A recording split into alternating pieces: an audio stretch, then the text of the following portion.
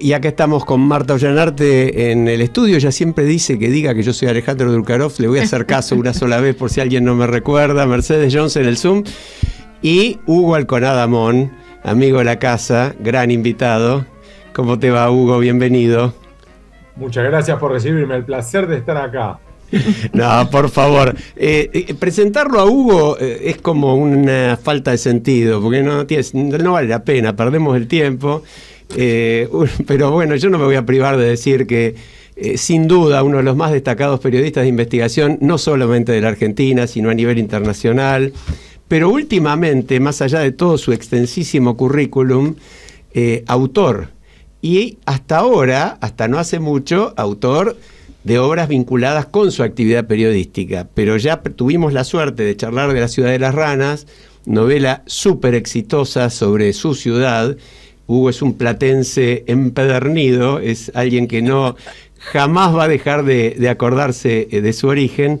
Y en este caso, hace poquito, siguiendo la ruta de La ciudad de las ranas, y no voy a spoilear hasta qué punto sigue la ruta de La ciudad de las ranas, eso que lo descubra el lector, porque además se va a llevar sorpresas hasta en la última página o en las últimas páginas. Está con La cacería de hierro, una novela magnífica. Pero te olvidaste algo cuando mencionaste el currículum de nuestro queridísimo Hugo Alconada Mom. No dijiste la edad. Yo le iba a decir que tiene que comprarse ya un libro de otro amigo acá del programa, y seguramente él también, Sebastián Campanario. El libro se llama 50 ideas para tus próximos 50 años. Vos perdóname, Marta, pero creo que si hay algo que Hugo no necesita son ideas, me da la impresión. No, pero bueno. Está bien lo que dice Marta, se puede orientar, porque es muy interesante el libro de Así, Campa. No decimos qué edad tiene, pero la gente puede imaginar, ¿no? 50 ideas para tus próximos 50 años. Soy cosecha 74 y orgulloso de eso. Y estábamos hablando fuera de micrófono con Mercedes también, sí, soy platenses empedernidos y empezamos a cruzar información rápidamente. Hugo, quiero entrar directo en La cacería de hierro. Y yo te diría, quiero preguntarte cómo la definís, porque puede decirse que es una novela policial, y es una novela policial atrapante, lo digo. O también se puede decir que es una trama policial en un marco de novela histórica, porque está muy vinculada con un momento histórico muy especial y quizás no demasiado explorado o resaltado, vos lo decís, que es el de la época de Juan Bucetich y la creación del sistema de la dactiloscopía para uso de la investigación criminal, que es un aporte argentino al mundo, ¿no? Pero bueno, para vos, ¿qué es la novela? Perdón, como yo estoy con los números, ¿no?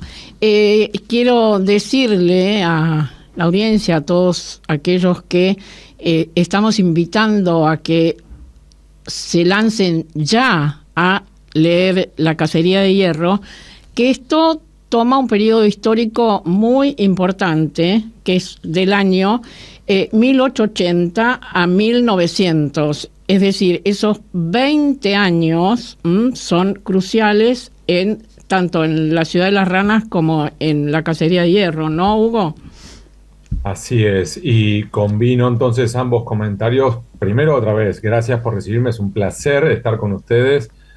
Y lo que a mí me atrae mucho es ese periodo histórico, entre 1880 y 1900, es el periodo de la generación del 80, de una de las presidencias de Julio Argentino Roca, pero también de Carlos Pellegrini, de la crisis de 1890, la apertura de la Argentina al mundo y que cientos de miles de inmigrantes llegan a la Argentina, de la instauración de la ley 1420 que establece la educación pública, laica, gratuita y obligatoria en el país, que está la masonería en la puja con la iglesia por separar precisamente religión y Estado.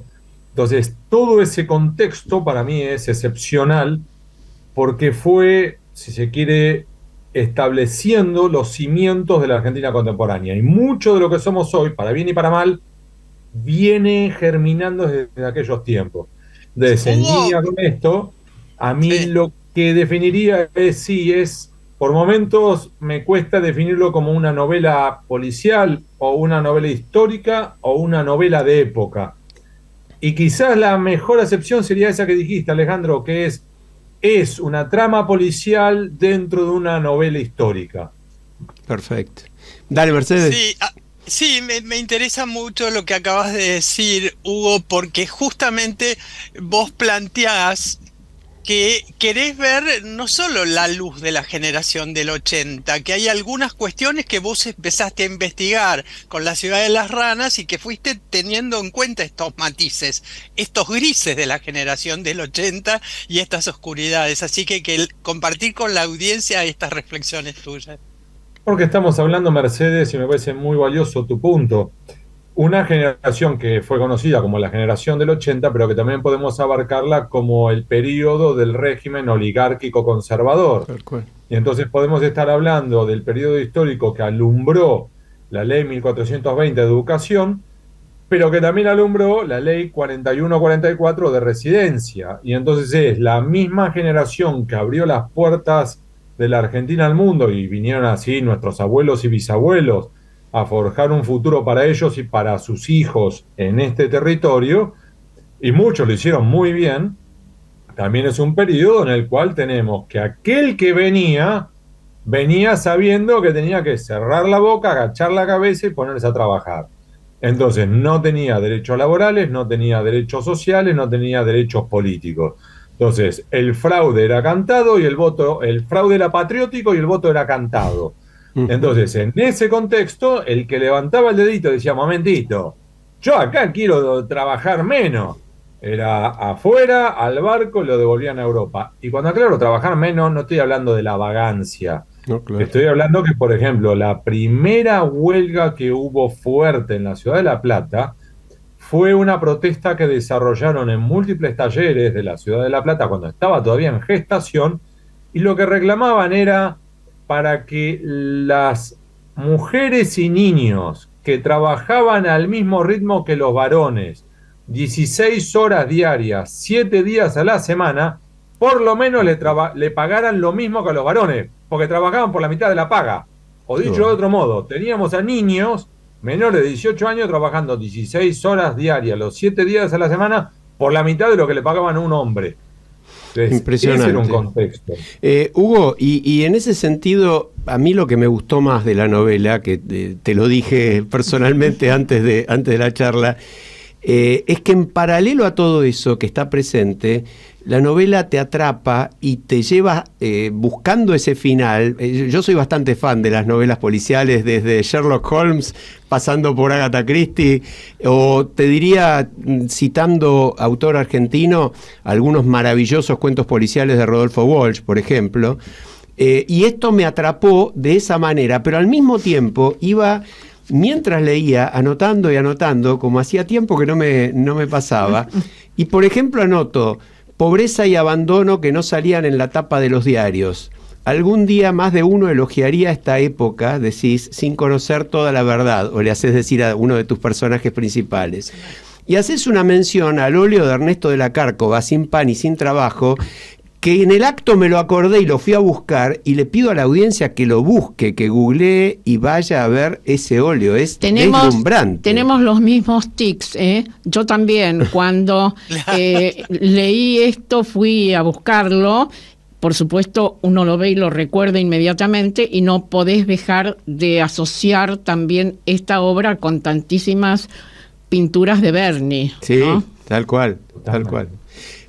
Pero por eso te iba a decir, profundizá un poquito esta historia, que ya hablaste algo, de cuál es tu conclusión comparando las épocas, ¿no? Aquella época supuestamente tan gloriosa y en muchos aspectos sin duda muy valiosa, como dijiste, y cuánto de eso también lo seguimos viviendo en la actualidad, ¿no? Pues creo que, en línea con esto que mencionabas, Alejandro, hay, como en todo periodo histórico, luces y sombras.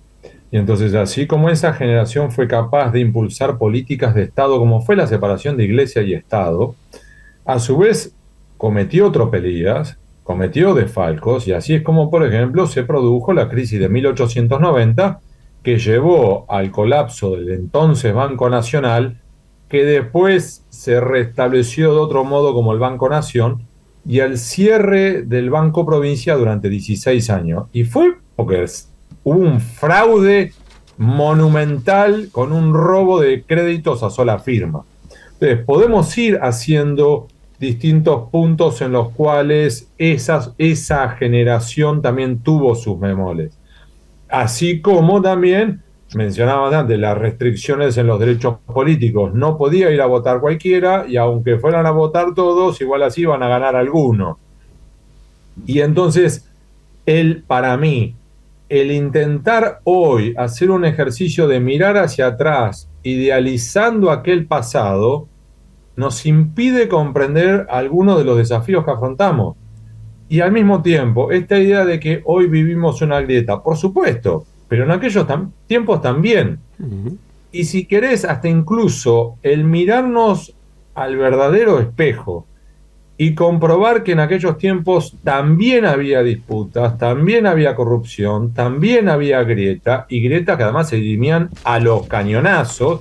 Y así es como hubo, por ejemplo, la revolución de 1890, la revolución del Parque, la revolución de 1893, pero aún así, pese a esas grietas, a esa diferencia, fueron capaces de alumbrar algunas políticas de Estado y consensuar algunas políticas de Estado, como por ejemplo la ley 1420. Entonces, prefiero en determinados momentos remarcar las luces, la ley 1420 o este hito que logró Juan Bucetich, que es cómo se podía desde la periferia, porque ya incluso en aquellos tiempos el hemisferio sur y el cono sur de América Latina en particular era ya considerado la periferia con respecto a Europa, era capaz de convertirse en el granero del mundo, era capaz de aportar descubrimientos de relevancia global. Y entonces, hoy, mirando hacia aquella época, podemos aprender mucho, siempre y cuando no la pintemos con una pátina de todo pasado fue mejor y todo era maravilloso. Y entonces, hay veces, y esto ya es un truco literario, en las cuales nosotros con una palabra o con una imagen podemos explicar mucho más que en una larga parrafada. Entonces, cuando yo menciono esa pintura de Ernesto de la Cárcova, lleva a quienes ya la vieron a comprender por completo lo que yo tengo en la cabeza, y a quienes no conocen la pintura, la googlean en el acto, en el telefonito, y ahí vislumbran. Que tal si cual. De la Cárcova Tal cual. Esto, en aquel momento, te marca que no era todo manteca al techo y los palacios al Sagamsue, que había también un combo allí de una combustión interna que derivó, entre otras cosas, luego en la Semana Trágica, en las pujas con el anarquismo y tanto más. Tal cual, tal cual. Mencionaste a una persona que es un personaje importante en la novela, Juan Bucetich, que los argentinos dan por sentado que el tema de las huellas dactilares, esto viene desde siempre, que es útil, qué sé yo, pero seguramente la mayoría no conoce la historia de Juan Bucetich, y que incluso, vos lo decís hace unos pocos días, tiene relevancia continua su descubrimiento. En este caso, los espías rusos, claro, que fueron, que estuvieron acá algunos años, tuvieron hijos, etcétera, se fueron, y en Estonia en Eslovenia los detuvieron, y el tema de las huellas digitales fue fundamental para, ponerlos en evidencia en su acción delictiva. Contanos un poco eso.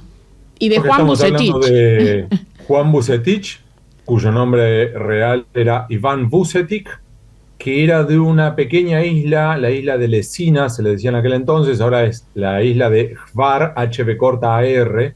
Hoy es Croacia, en aquellos tiempos era el Imperio Austrohúngaro.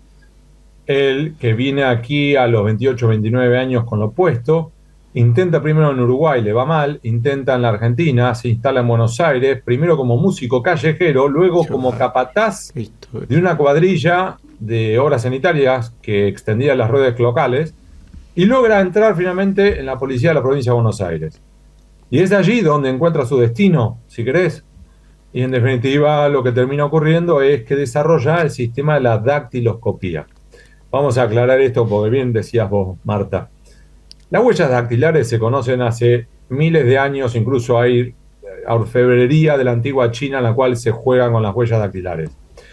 El logro de Iván Vucetich o Juan Vucetich fue en realidad sistematizarlo. ¿Qué quiero decir con esto? Que si en definitiva Marta, Mercedes, Alejandro y yo nos pusiéramos ahora a tomar todas las huellas dactilares de todos los argentinos o todos los que habitan el territorio argentino, 45 millones de fichas dactilares. Y después nosotros obtuviéramos en una escena criminal una huella de algún sospechoso y nos pusiéramos a tratar de machear, o sea, identificar a quién pertenece esa huella con las 45 millones de fichas dactilares que tenemos, nos pasaríamos el resto de nuestras vidas buscando una por una. Sí. La genialidad de Juan Vucetich fue desarrollar un sistema muy sencillo, no lo voy a explicar largo, muy breve voy a hacer. Logró dividir a las huellas dactilares en 4 ejes. Ultra simplificado, los expertos en criminalística me van a matar, pero para que los que nos están escuchando lo entiendan, sería las huellas dactilares que van para la izquierda o para la derecha, o que son redonditas o que tienen una forma ovalada. No es exactamente así, tienen términos como ventricilos y demás, pero para que se entienda. Y a cada una de esas formas le dio un número, como si fuera para la izquierda 1, para la derecha 2, 3 y 4. Y se empiezan las fichas dactilares por los pulgares. Y en definitiva vos podías tener, por ejemplo, en mi mano sería 4, 3, 1, 3, 4, ¿sí? Y con eso, algo tan sencillo como eso, desarrollar un sistema que te permitía reconocer e identificar qué persona de qué ficha dactilar era el dueño de la huella dactilar que habían encontrado en una escena criminal. Y de una manera tan sencilla que cualquier vigilante analfabeto de fines del siglo XIX de la campaña bonaerense podía detectar la huella, tomar la huella, ponerle una ficha, enviarla a La Plata y que en La Plata se encargaran. ¡Brillante! Sí. Y uno dice, bueno, y eso hoy no es tan relevante. Lo era entonces y lo era hoy. Muy breve. En aquellos tiempos, estamos hablando del momento, como decíamos antes, que la Argentina se abrió al mundo y vinieron todos nuestros abuelos y bisabuelos y podían venir a labrar la tierra y muchos otros podían venir con 3 asesinatos a sus espaldas en Madrid y en vez de llamarse Hugo Alconada llegaban a Buenos Aires y decían, yo a partir de ahora me llamo Pedro López. ¿Y quién te identifica? Ya está. O viceversa. Matabas a 4 personas acá o robabas 18 bancos, cruzabas al Uruguay y decías, ahora me llamo Juanjo Jiménez. Y empezaste de nuevo. Entonces, en ese contexto, lo que desarrolló Juan Vucetich era una genialidad, no solamente para lo criminal, sino para la identificación de personas en general.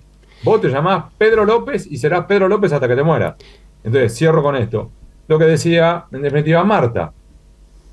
El caso de los topos rusos que vivieron en Buenos Aires con otras identidades, María Rosa Mayer y Ludwig Hirsch, termina verificándose que en efecto son espías rusos cuando cruzaron las huellas dactilares que estos topos rusos aplicaron en fichas dactilares en la Argentina, en el Registro Nacional de la Persona, para tramitar el pasaporte y el DNI argentino, y eso lo macheó Interpol con los datos que consiguieron de Rusia. Y entonces se hicieron, en términos como cuando éramos chicos nosotros, término verugo carámbula, Alcoyana, y vieron que lo que había, la huella dactilar de Rusia, coincidían con la de Argentina. Se terminó. Tal cual. Hugo, en paralelo a esto, también hay en la novela toda una cuestión relativa al método de investigación criminal. Porque hay un personaje muy, muy interesante que uno porque con las novelas de Hugo pasa que uno va a googlear a los protagonistas para ver quién es real y quién es ficticio, ¿no? Lo cual habla muy bien del autor, ¿no? Porque yo a Valentín Hierro, por supuesto que lo googleé también como corresponde. Antes de, bueno, y no voy a decir más nada para no spoilear. Pero Eduardo Álvarez, a quien vos rescatás allí, y lo rescatás con toda una base documental. A mí me impresiona de la novela de Hugo las 3 o 4 páginas de agradecimientos, porque demuestran el nivel de la investigación, ¿no? Que es impresionante. Estás hablando de una nueva forma de criminalística también en la Argentina, no solamente las huellas dactilares. ¿No? Porque contale un poquito a la audiencia de eso, sin spoilear la novela en sí. Si querés, en el fondo, Alejandro, estamos hablando de la eterna lucha entre el bien y el mal, y entre hacer lo correcto y el intentar el atajo. O si querés, en términos policiales, entre la policía brava, o en términos más actuales, la maldita policía, y la policía que intenta desarrollar un método científico, desarrollar una criminalística, aprender de sus errores y mejorar. Y entonces, esa puja eterna lo veíamos, por ejemplo, en la Argentina, y lo vimos en este caso. El episodio real fue un doble crimen ocurrido en Necochea, que arrestan a un sospechoso y en definitiva lo sometieron a tormentos, a premios ilegales y demás. Y de repente, porque esto no funcionaba, la jefatura de la policía en La Plata envía a resolver este crimen a Eduardo Álvarez, el que vos recatabas recién, que fue, esto es en serio, posta para los oyentes, lo aclaro, fue el primer detective en la historia de la policía de la provincia de Buenos Aires.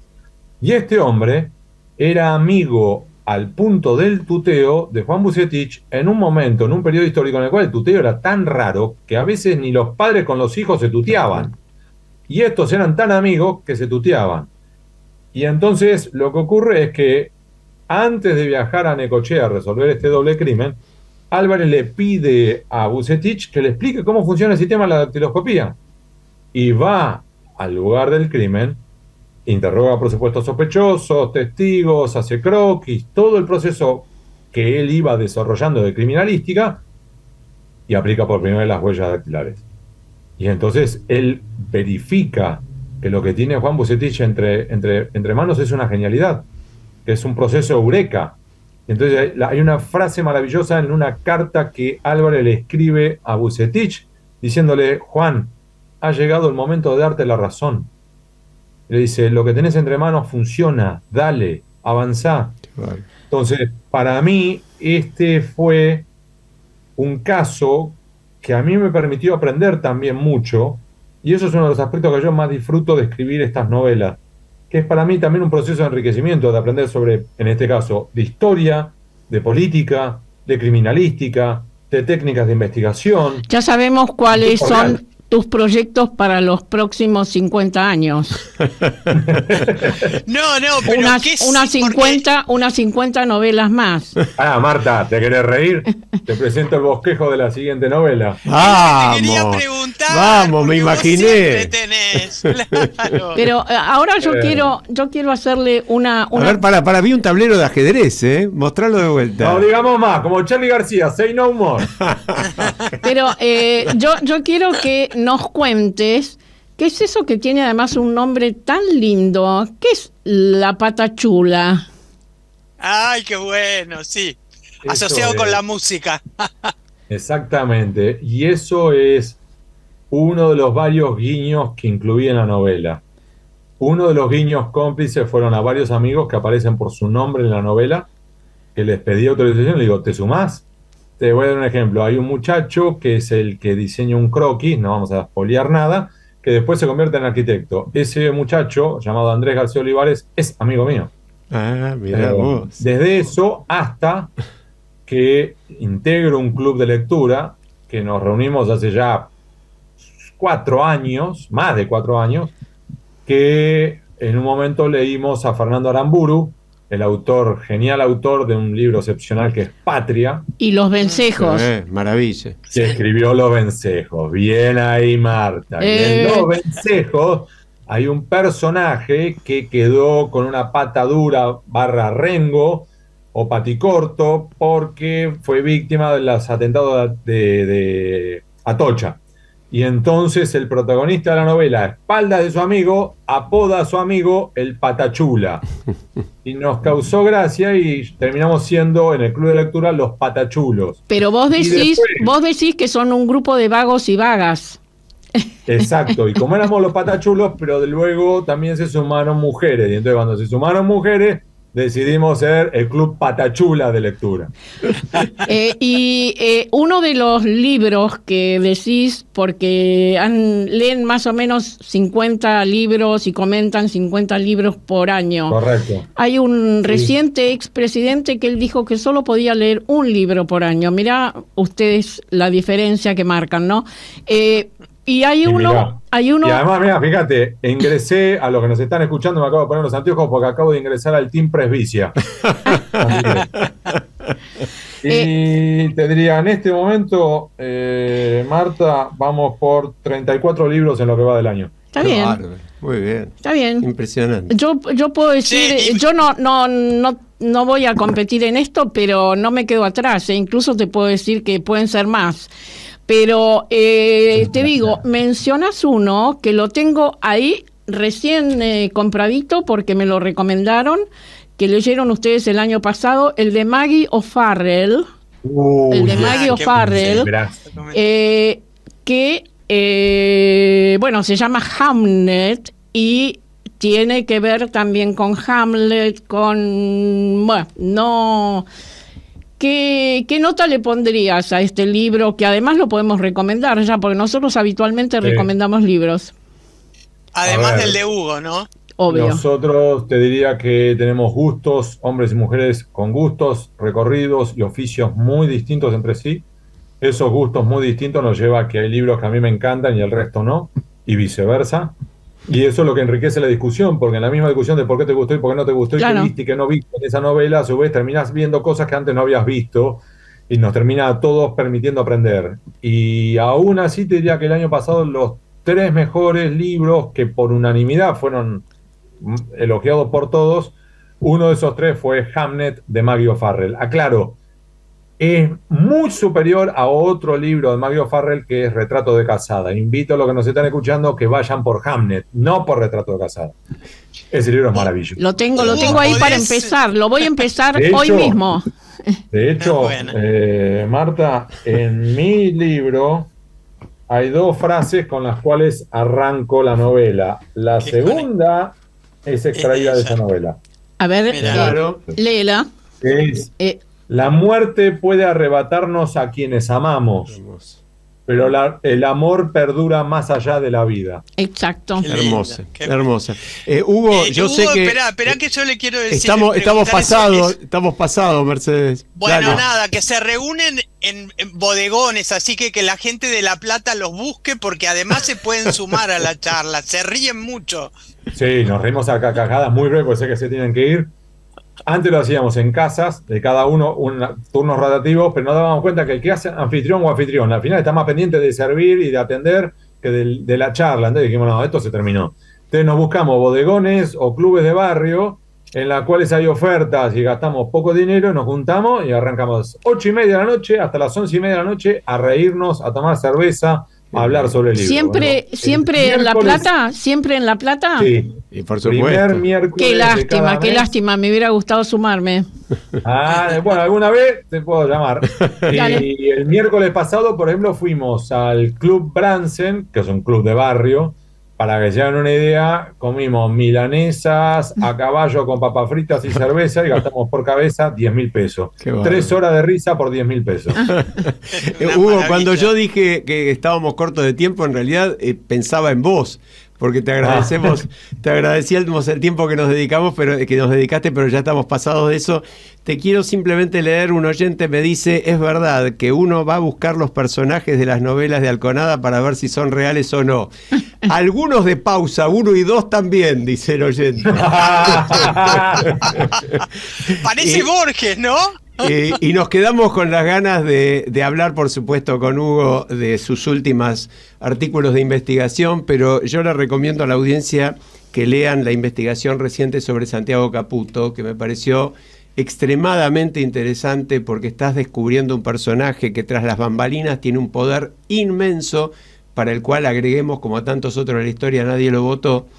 Y la última que me pareció espectacular sobre el personal de Olivos, que presenció estos hechos de violencia y que seguramente van a saltar a la luz algunas declaraciones. Eso te pregunto al pasar. Vamos a hablar en la segunda parte del Vamos a programa. hablar, pero de le esto. pregunto a Hugo, ¿vos pensás que van a declarar gente del personal de Olivos sobre estos hechos de estas últimas investigaciones? Dependerá caso por caso. ¿Acaso algunas personas que no firmaron acuerdo de confidencialidad y que incluso acaso ya no trabajan allí estén dispuestos a hablar porque ya no tienen nada que perder? Alberto Fernández ya no es poder y ellos no tienen temor a perder un empleo porque ya lo perdieron. pero aquellos que eventualmente trabajan allí pueden temer represalias, Claro. pueden ser convertidos en parias, y también esto puede ocurrir con militares, que entonces aquellos militares que dependan del acuerdo del Senado para ascender a rangos superiores, el declarar implica inmolarse, entonces sería o pedirles la heroica o esperar el encubrimiento. Va a depender, por supuesto, caso por caso, no quiero ser injusto, porque hay personas que están dispuestas a decir y hacer lo correcto a pesar de las represalias que lluevan después. Habría ser cauto y esperar. Habría que mandarles a Juan Bucetich, Eduardo Álvarez y Valentín Hierro para darles una mano, y un pedido personal mío, en la próxima no te olvides de Íñigo, aunque sea un ratito. Bueno, Hugo Alconada Mon, un lujo que nos dimos, muchísimas gracias por tu presencia. ¿Y cómo lo despedimos? Nos vamos a ir a la pausa musical con lo que silbaba Valentín Hierro cuando la novela se va terminando. El choclo. Un abrazo, Hugo, gracias. Gracias. Gracias a ustedes. Ya volvemos.